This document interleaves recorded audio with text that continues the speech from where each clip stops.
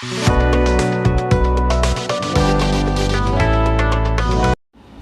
love bugs, just wanted to remind you about our 500 subscriber giveaway. We are almost there. So click the subscribe button if you haven't already. And I know you're going to enjoy today's video.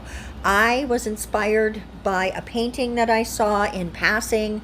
I don't remember exactly where I saw it. It was on some website or something, and I tried to, see maybe who had painted it or whatever, but it was gone before I could do that.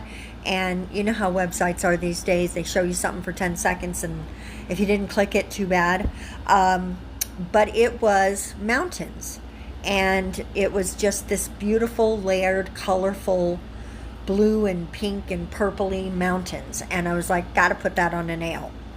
So what we have is just a base of a real pretty blue, which is by Modelones, and I have put what I'm going to find out later in the video is a very poor matte top coat on it. Especially that last nail, there was some splitting and I didn't realize it, and you'll see later what's going to happen.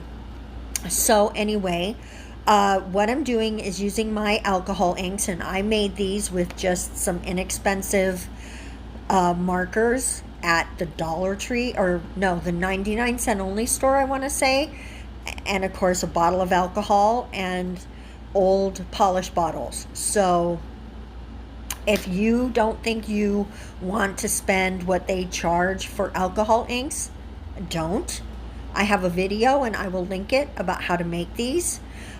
It's so easy, and as you can see, super pigmented. And honestly, they were cheap markers. So you can use Sharpies and other markers, of course, too, but why?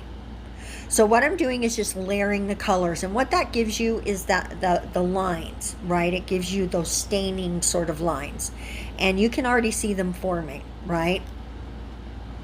And what we're going to do is just follow those lines in an outline to create the look of the mountains. I mean, already to my eye, before we've even done any outlining at all, I'm already starting to see the mountainy look, and it makes me happy. I grew up in Albuquerque, and if you know anything about Albuquerque, it is a valley and it's surrounded by mountains. And I live in that sort of situation now in Las Vegas, in the Las Vegas Valley. Which, speaking of that, I hope you can't hear too much the air conditioner. It is on, but it's on very low.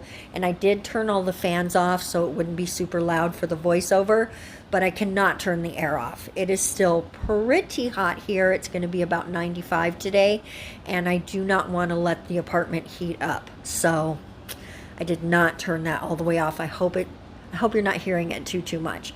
But as you can see, I'm outlining. And what's funny is, I know you probably noticed when I started this that when I started showing it to you, I had already outlined a little bit. And I didn't realize I didn't press record on the camera. So, oops, that's going to happen again later in the video. Oopsidy doopsities.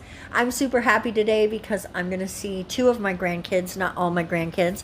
I saw my youngest granddaughter on Sunday, and I spent the day with her and her mom and her brother.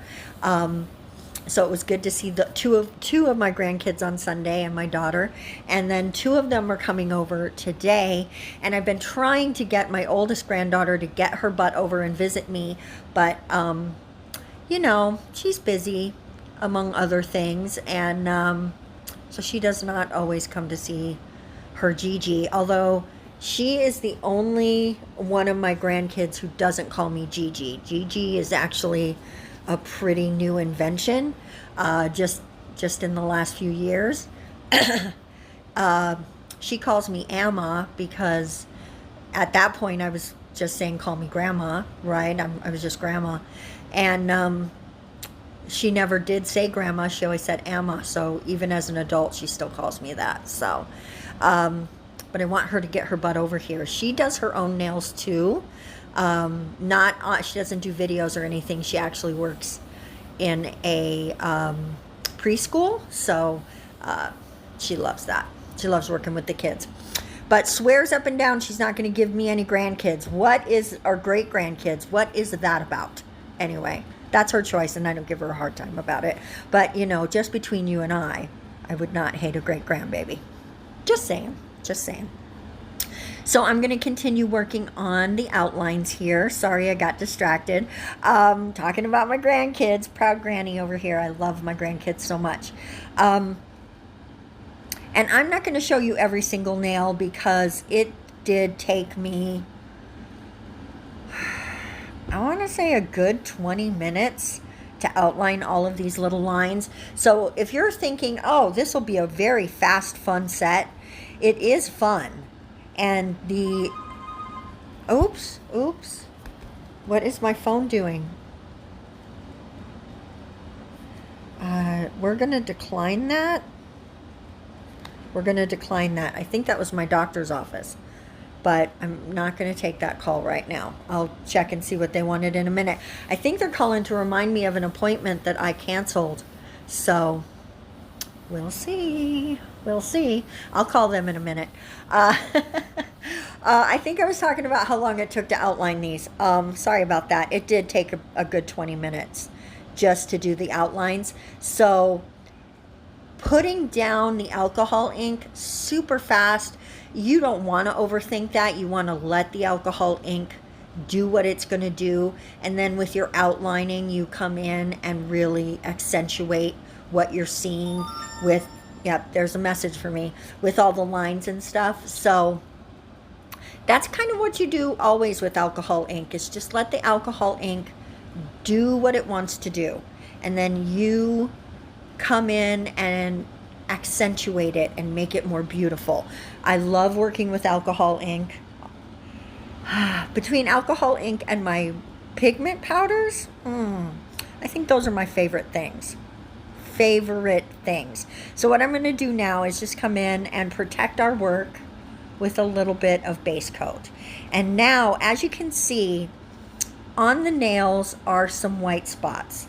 And that is because I do not love this matte top coat I have. I love Gelixir for a lot of things, but their matte top coat is not good. I just got to say it, not good.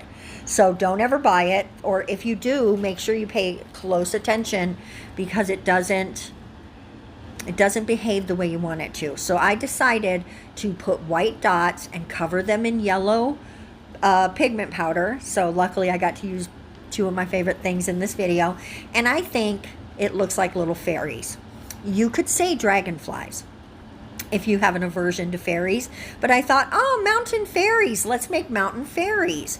So in my mind, and here we are with a little fuzziness again, I'm super sorry. We are going to fix that camera angle. Actually, I've already started working on that.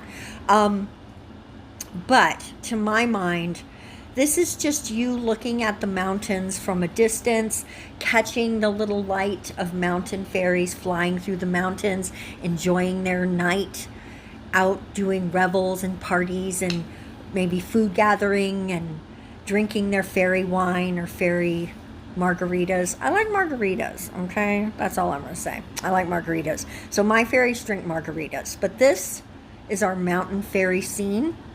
I hope you love it, because I love this set. It was so fun to create. It did take a little time, but it was worth every second of it. I see mountains and I see fairies, and I hope you do too. Let me know what you think in the comment section below. We're gonna see you on Saturday for more. Bye-bye.